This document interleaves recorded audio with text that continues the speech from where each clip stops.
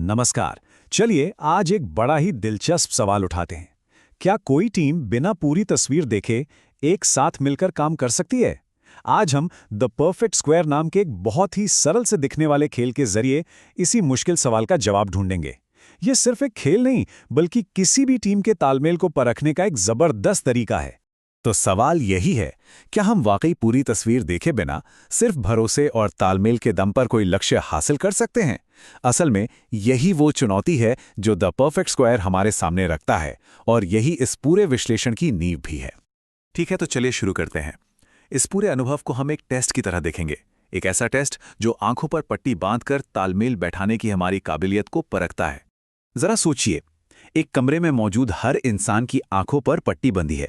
सब लोग एक ही लंबी सी रस्सी को पकड़े हुए हैं, और फिर एक चुनौती दी जाती है जो सुनने में तो बहुत आसान है। एक परफेक्ट स्क्वायर बनाइए। बस इतना सुनते ही माहौल में एक अजीब सा तनाव घुल जाता है।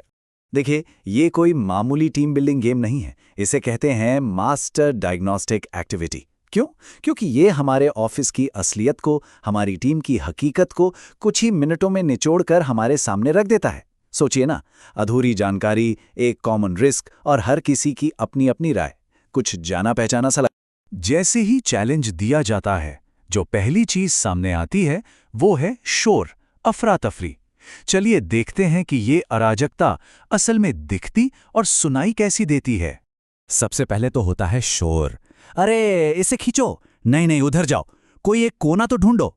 मतलब चारों तरफ से बस आवाजें ही आवाजें गूंजती हैं, जहां कुछ भी साफ नहीं होता।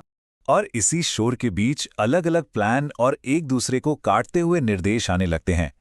कोई कहता है कि पहले लंबाई मापते हैं, तो कोई कहता है कि नहीं, पहले कोने बनाओ।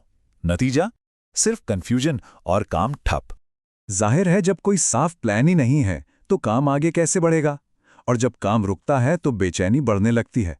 कुछ लोग तो हार मानकर चुप हो जाते हैं, और कुछ अपनी आवाज और तेज कर देते हैं। इससे माहौल का तनाव और भी ज्यादा गहरा हो जाता है। और इसी केओस के बीच दो तरह के लोग उभर कर सामने आते हैं। एक जो सिर्फ कंट्रोल करना चाहते हैं, अपनी बात मनवाने की कोशिश करते हैं, और दूसरे जो एक कदम पीछे हटकर एक स्ट्रक्चर, एक प्लान का प्रस्ताव रखते हैं। एक ऐसा प्लान जिसे सब मिलकर फॉलो कर सकें।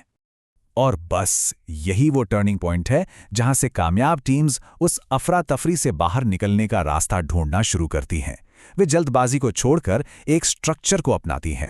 यहीं पर इमर्जेंट लीडरशिप यानी उभरते हुए नेतृत्व का कॉन्सेप्ट सामने आता है। ये लीडरशिप किसी पद या टाइटल से नहीं आती। ये उस इंसान से आती है जो शोर शराबे के बीच शांति से एक प्लान सामने रखता है, जिसे बाकी लोग मानने के लिए तैयार हो जाते हैं। तो जो टीमें सफल होती हैं, वो आखिर ऐसा क्या अलग करती हैं? वो प्रेशर में घबराने के बजाय एक पल के लिए रुकती हैं। वो जल्दबाजी करने से पहले एक प्लान पर सहमत होती हैं। वो चिल्लाने के बजाय शांति से बात करती हैं, और जरूरत पड़ने पर अपने प्लान को बदलने से जरा भी नहीं हिचकती। तो बात सीधी सी है, लीडरशिप का स्टाइल टीम की परफॉर्मेंस पर सीधा असर डालता है। शोर मचाने वाला नेतृत्व सिर्फ और सिर्फ कंफ्यूजन पैदा करता है, जबकि शांत नेतृत्व जो सुनने और एक स्ट्रक्चर बनाने पर ध्यान देता है, वही टीम में स्पष्टता और सही तालमेल लाता है। तो अब टीम को लगता है कि उन्होंने काम पूरा कर लिया है। वे इशारा करते हैं कि उनका स्क्वायर तैयार है। अब आता है वो पल, सच्चाई का क्षण। और फिर वो पल आता है।